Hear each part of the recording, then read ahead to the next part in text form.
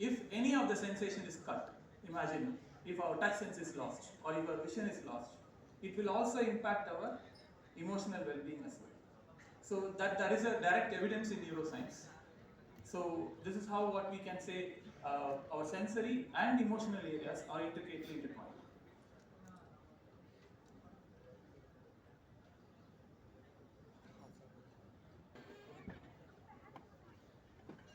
So coming back to our sensory interface technologies that I was talking about the previous slide. So there are some examples that I want to show, which are some emerging technologies.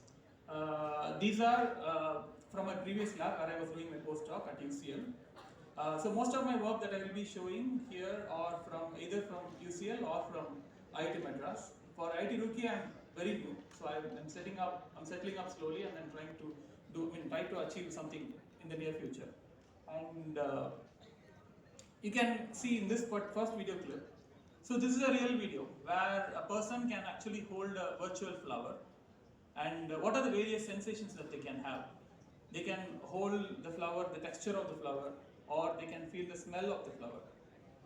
Or if it is a virtual ice cream, can they actually taste the ice cream? Can they actually feel the warmth or temperature of the ice cream or the coolness of the ice cream? So there are some technology that is already existing, which is called digital smell technology. So through which we can actually smell the virtual objects, virtual scenarios that we are in the virtual world. We can either be completely immersive in the virtual world. It can be like a cave virtual reality system where we can have immersive experience for all our sensations. So, as per the virtual reality interactions, you might have seen the headsets, the virtual reality head-mounted displays with the base stations that can track your body, track your head, track your hands with the handheld controllers.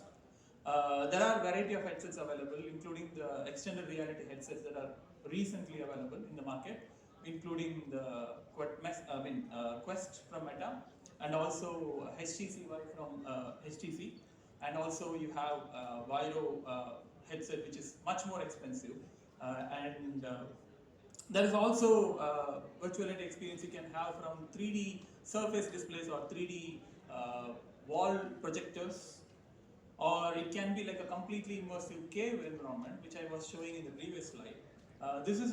This picture on the right is from the RWTH Aachen University when I visited. There we were exploring how the interaction happens when we interact with cave virtual reality environment, when we use hand-based interactions. So what are the various factors that influence our immersion, presence, and all those things. So based on this, we conducted a small study, which is we refer it as virtual kinesthetic conflict. It's on International Journal of Human Computer Interaction, and what this study is about, like for example, imagine you all use mouse, right? So for example, when you move your mouse pointer, so it actually the pointer moves based on the acceleration, but depends. Just assume that it just uses the displacement. Let's say, for example, if you make 10 centimeters movement in the real world, and in the virtual world, if it makes the similar 10 centimeter movement, then that is called 1:1 ratio. That's called control display ratio. So that's called 1:1 ratio. And if I make 10 centimeters movement in the real world, and if it makes 50 centimeters in the virtual world, then that is called 1:5 ratio. So I am actually scaling up the virtual interactions. So during those scaled up interactions, how is the visual awareness? For example, I'm also looking at my hand, I'm also looking at the virtual cursor. So if you are completely immersed in the cave virtual reality, so you are looking at your hand moving 10 centimeters, but your virtual cursor is jumping away to 50 centimeters. Would that influence our performance of interaction? Would that influence our immersion? So we tested that in various environments, including the cave virtual reality, or including the head-mounted displays, and also simple one-wall 3D projections. We found that conflict, and we proposed some guidelines in the paper itself. And we extended that concept, and then we developed some training simulations for robotic surgeons, and we tested it with novice robotic surgeons in Chennai.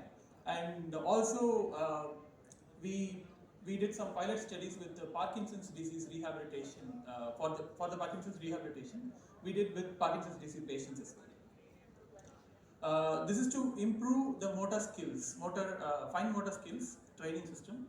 And okay, so that's all about short talk about the virtual reality. Now I want to go into haptics. So as I was mentioning, haptics is about touch plus technology. So anything that can give you a sense of touch. So what is the sense of touch? So does it only involve our skin, or anything else in the body does it involve? For example, if I'm walking straight on this path, actually, I'm able to walk straight by balancing myself. So imagine you are on a roller coaster and immediately coming down, and then you would get that dizziness, right? So that kind of sickness that you will get if our vestibular organs within our ears get affected. So that's also a part of haptic sensation. So for example, even if I close my eyes, I will be able to touch my nose, right? So even if I close my eyes, I will be able to know the position of my hands. So that's called kinesthetic sensation. That's also a part of haptic sensation. So not just the objects that I touch through the skin, but when I touch the object through the skin,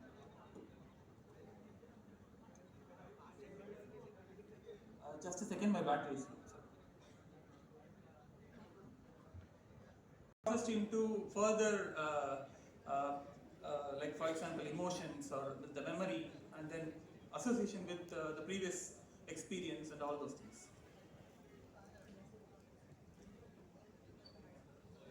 Okay, I mean, the Windows is the most trustable thing. Now it starts updating.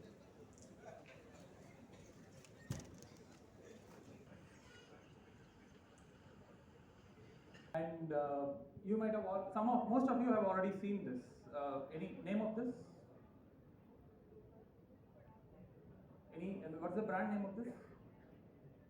Nintendo, right? So Nintendo game controller that gives you a realistic vibration sensation, and there are haptic gloves that can give you vibration sensation as well. Because all these three has one thing in common, because they are all going to give you only the vibration sensation. But the vibration sensation cannot give you a realistic experience of holding something, or like for example, a realistic touching of a texture or something like that. So we need more. Like for example, if I want to hold this object, there is more to the texture of the object. There is more to that just touching with the skin. There is also a weight. Okay. So there is also the smoothness. There is also like the temperature involved in.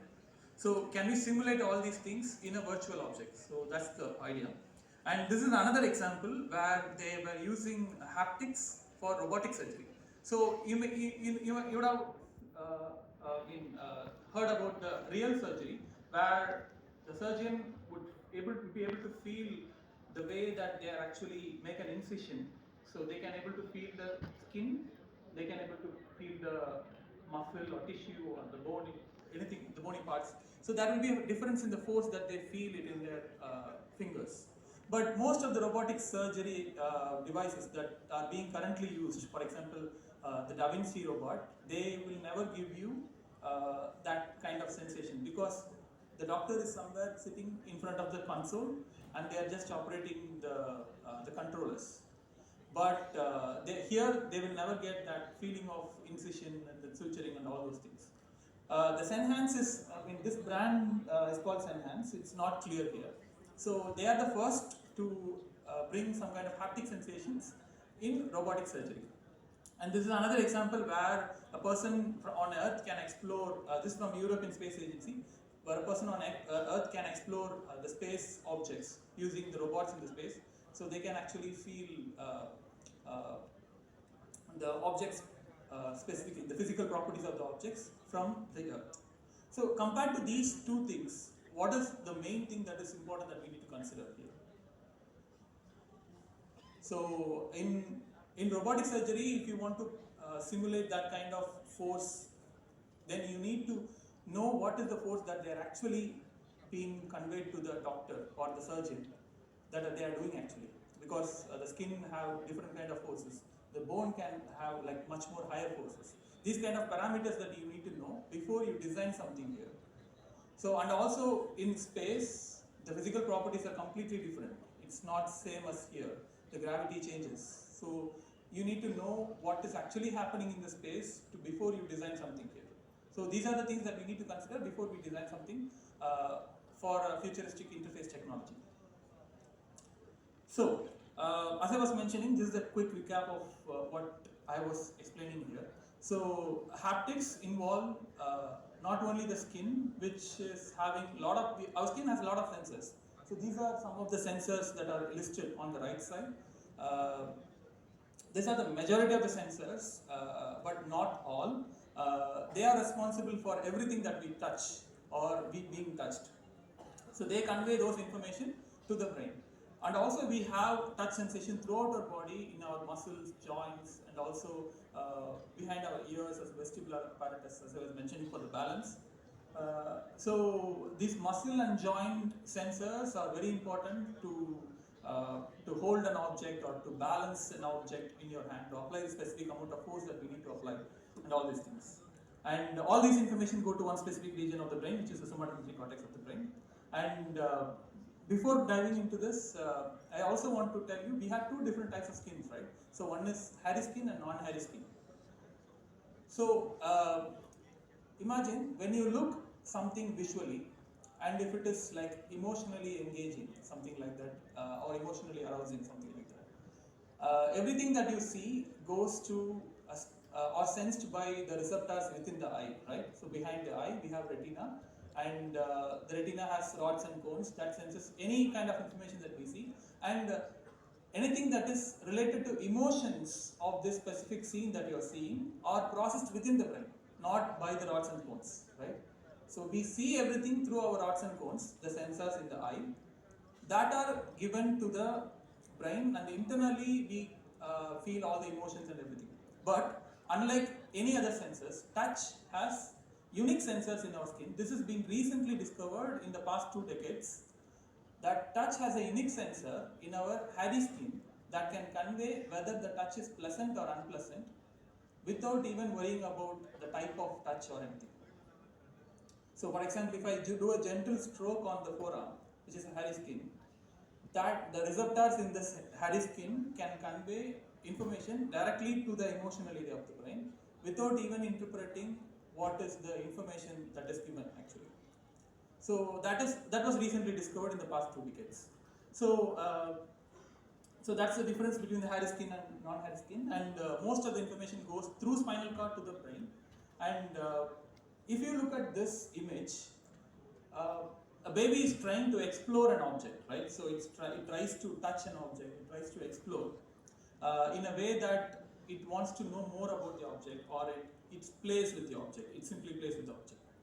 But if you see the next image, there is something different. It's not just exploration here. So there is an additional component here, which is the warmth of it. There is a comfort in it.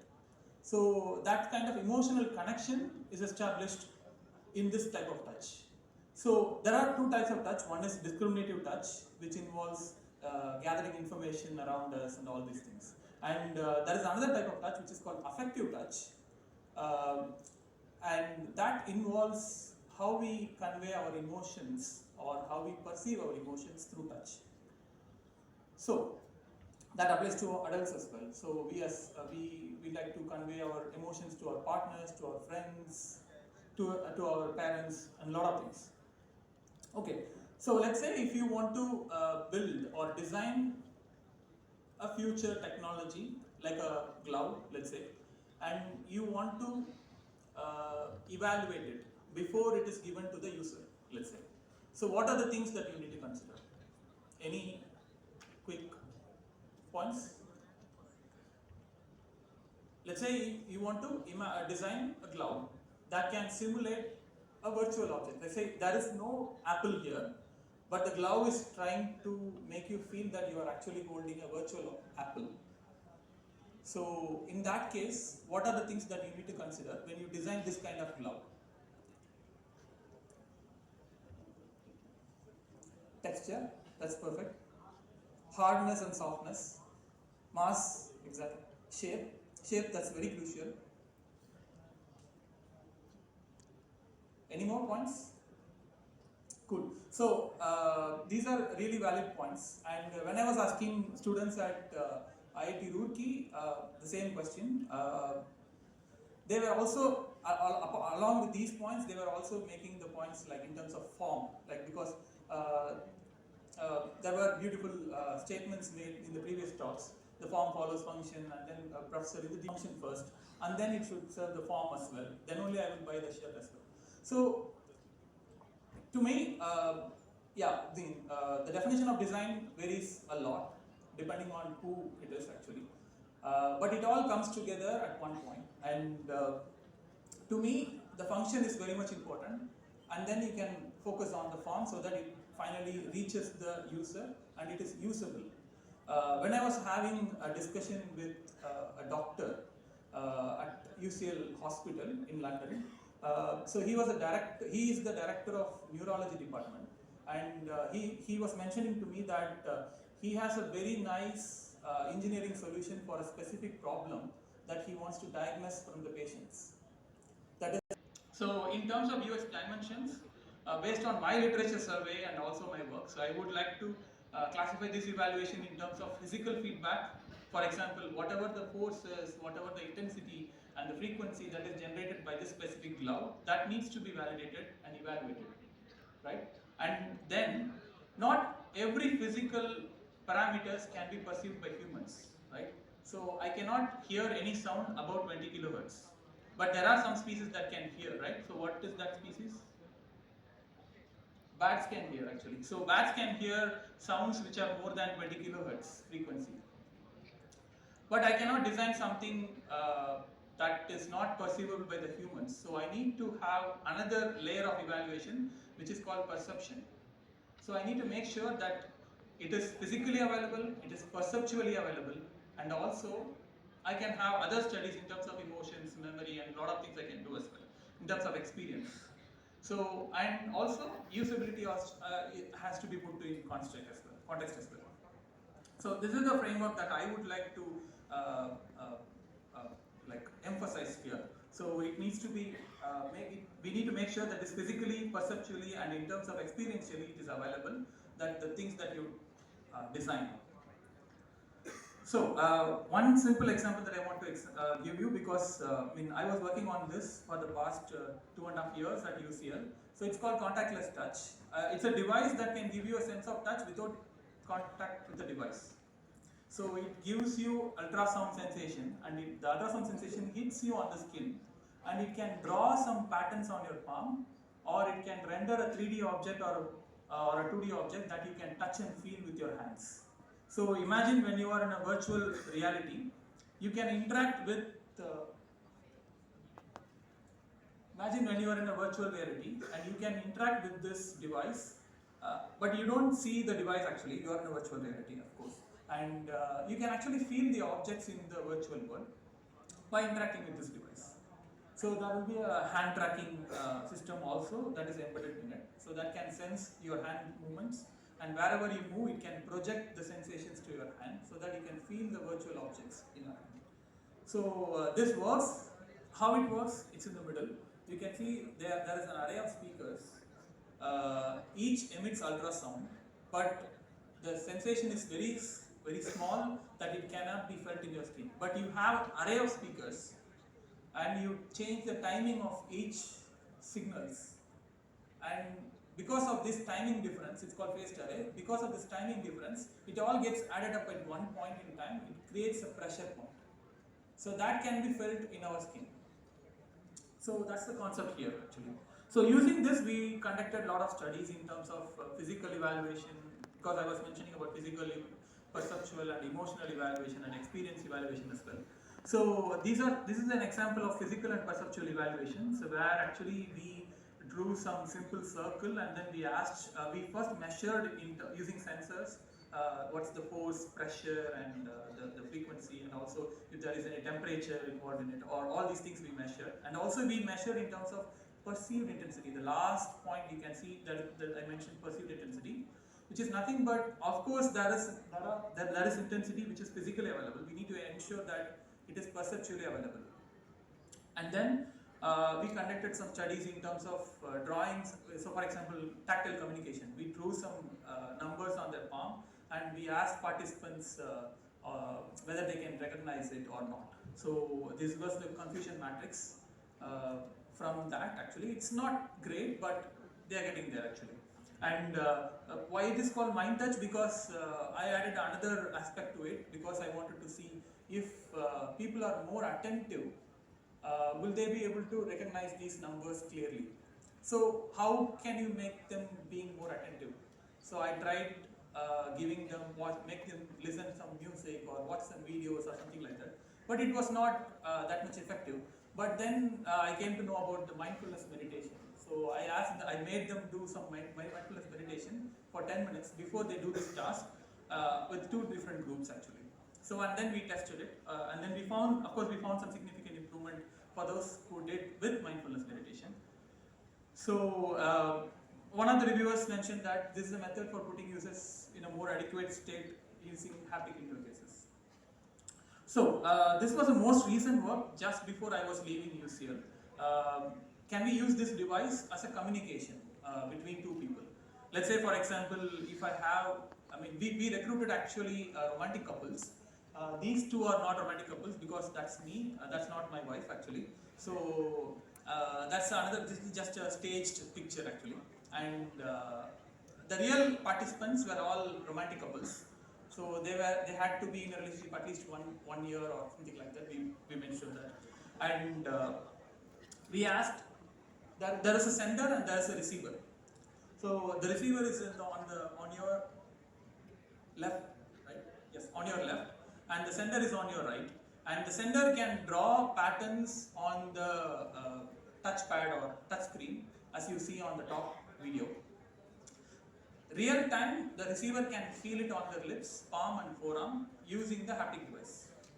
So we asked the sender to express emotions like happy, sad and surprise, and we were trying to find if there are any haptic language that exists between couples. The main objective is to not to see if they are able to communicate emotions or if we are not evaluating anything here, but we just wanted to explore if there is a haptic communication, because we make a lot of facial expressions to express emotions, right? So and also we do like speech related expressions as well.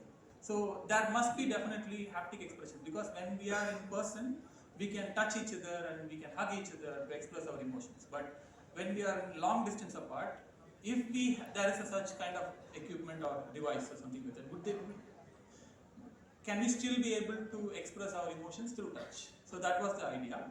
And there were a lot of interesting patterns that they used to express emotions, and we are still evaluating those and trying to find interesting similarities and also the uniqueness, because they are all romantic couples. They would have their own unique language between them.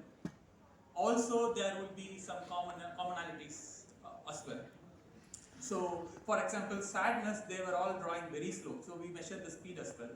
And also for surprise, they were very fast. And then for lips, they were using, so for happiness, they were using lips a lot actually. So these are the kind of interactions that we were studying at UCM. And these are some technical specifications, the physical values. These are some of the examples that they were using. This is one couple, how they were drawing on the lips, the smiley sensation for happiness and all those things. And if you see the second row, second column in the middle, you can see they were drawing lines in the palm and like this type of holding sensation kind of thing. So they wanted to try the round symbols represent the holding. The larger the round, the longer the hold is. When it is shorter the round, then it is like sudden dots. So the top rightmost image shows so many small dots. That is to express the surpriseness. And they were making some quick dots, something like that. So these are some of the examples. And this is another example. You can see the similarities in the surprise and the slow movements for the sadness and all those things. So these can be extended for the future in terms of haptic communication for long distance Currently, we are relying completely on the vision and the auditory. So that's all about this work, and I also want to mention about a specific device that has been developed at IIT Madras by my professor in the middle, this Professor Manivannan. So that this device, you can actually touch and feel the textures on the screen. Actually, it's not just vibration; it's some kind of electrostatic friction. You can move your finger over the display, and you can touch and feel the differences in different textures that are shown here actually. And this is developed by these two researchers at IIT Madras. So, I'm also interested in contributing to develop something for elderly community. So, for example, as they grow older, their sensations reduce physiologically, perceptually, and also cognitively. So, there is a clear need for intervention for them to compensate for their reduced sensory experiences. So can we do something about this? And so when I was at UCL, I received a small funding, which is 10,000 pounds, and we conducted some workshops to see the cultural differences between elderly community in India and also in the UK. So, so I conducted co-production workshops, which is called co-producing ideas with the elderly community people, so that we can design something for them in like a future emerging technologies. So it happened in India and also in the UK. So the theme was mainly based on the healthy aging challenges and also the sensory interface technologies. So also in terms of future directions, we can develop something for some novel haptic interfaces or novel multisensory interfaces for elderly people, so that they can enhance their sensory experiences as well. And we can do more about affective touch, how we convey emotions through touch, and other sensory experiences as well. So that's all from me. Thank you.